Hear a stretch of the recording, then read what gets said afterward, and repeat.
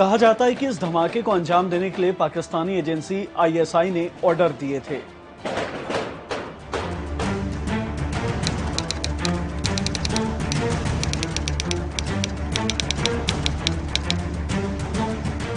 हाल ही में हुए इस अटैक की जिम्मेदारी ISIS के यानी कि Islamic State of Iraq and Levant Khorasan province ने ली थी।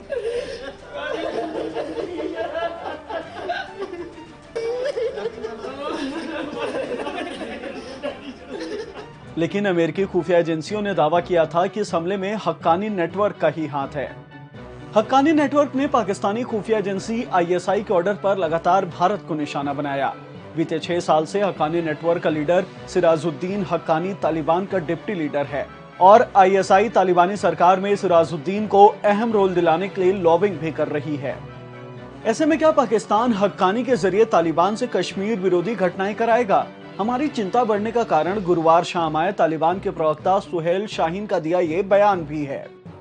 भारत में मुसलमानों को बराबरी का हक मिलना चाहिए।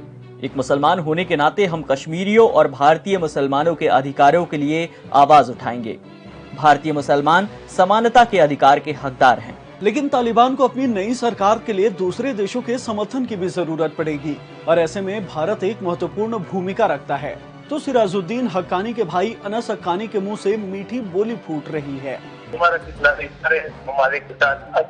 हम भारत से अच्छे संबंध चाहते हैं। भारत ने पिछले 20 साल के दौरान हमारे दुश्मनों की बहुत मदद की, लेकिन हम सब कुछ भूलकर रिश्तों को आगे बढ़ाना चाहते हैं। कश्मीर में किसी भी तरह का दखल हमारी पॉलिसी के खिलाफ है। हम इस मुद्दे पर कोई दखल नहीं देंगे। ये दोहरा रवैया हमारी समझ से परे है। क्या ये मौका परस्त हैं, जो वक्त की नजाकत को समझकर अच्छे संबंधों की दुहाई दे रहे हैं और वक्त आने पर अपना वही क्रूर चेहरा दिखाने वाले हैं? हमें सतर्क रहना होगा।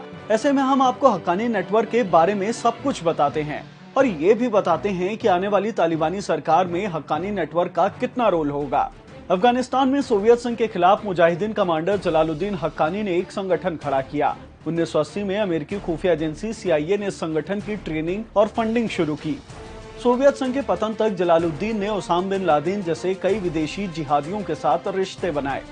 1990 में जब तालिबान सत्ता पर काबिज हुआ तो जलालुद्दीन ने उससे हाथ मिला लिया। तालिबानी सरकार में Jalaluddin border and tribal affairs minister भी रहा। साल 2000 की शुरुआत में हक्कानी तालिबान का मिलिट्री कमांडर बना। 9/11 अटैक के बाद जब अमेरिका का दखल बढ़ा तो हक्कानी नाटो सेनाओं के खिलाफ लड़ा। कहा जाता है लादेन को अफगानिस्तान से निकालने में भी हक्कानी का हाथ था। साल 2010 में हक्कानी नेटवर्क ने अफगानिस्तान में अमेरिकी सैनिकों पर आत्मघाती हमले किए। साल 2012 में अमेरिका ने हक्कानी नेटवर्क को आतंकी संगठन घोषित किया। साल 2018 में जलालुद्दीन हक्कानी की लंबी बीमारी के बाद मौत हो गई। इसके बाद जलालुद्दीन का बेटा सिराजुद्दीन हक्कानी नेटवर्क का प्रमुख बनाया गया। पूर्वी अफगानिस्तान में हक्कानी नेटवर्क का प्रभाव सबसे ज्यादा है। जब साल 2019 में अमेरिका ने तालिबान से बैकडोर डील शुरू की तो सबसे पहले हक्कानी नेटवर्क के लीड सिराजुद्दीन हक्कानी के भाई अनस हक्कानी को रिहा कर दिया गया। अनस उस वक्त अफगानिस्तान की जेल में बंद था और उसे फांसी की सजा सुनाई गई थी। 6 साल से सिराजुद्दीन तालिबान का डिप्टी लीडर है। ऐसे में आने वाली सरकार में उसका ओहदा ऊंचा ही होगा, ये तो तय है। अब भारत को अपनी चाल चलनी पड़ेगी। और ऐसे ही नॉलेज बढ़ाने वाली वीडियोस देखने के लिए जुड़े रहें दैनिक भास्कर ऐप के साथ।